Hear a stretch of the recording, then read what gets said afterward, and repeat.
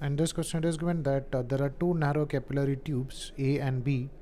Their length L1 and L2 are equal, where the value of L1 is equal to L2, and radius of cross sections are R1 and R2, where the value of R1 is nothing but 2 times of R2.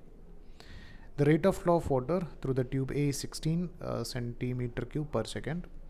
When a pressure difference across this end is P, what will be the rate of flow of water through the tube B under the same pressure difference?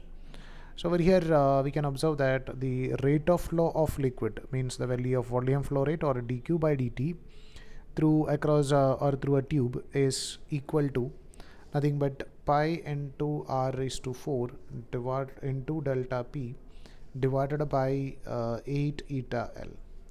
So where delta P is representing the difference in pressure. Now in question we can observe which are the variables and which are the constant.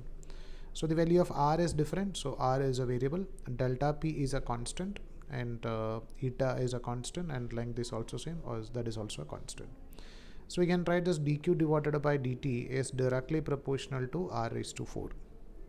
So we can write the dq by dt in situation A to that of situation B, or volume flow rate in A by B is equal to radius of A divided by radius of B raised to 4. And in question it is given that radius of A is 2 times of radius of B. So you can write this as 2r divided by r raised to 4.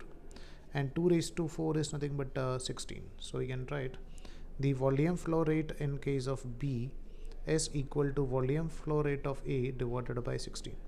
And volume flow rate of A is given as nothing but 16 divided by the 16. So you'll get the answer is equal to nothing but 1 centimeter cube per second.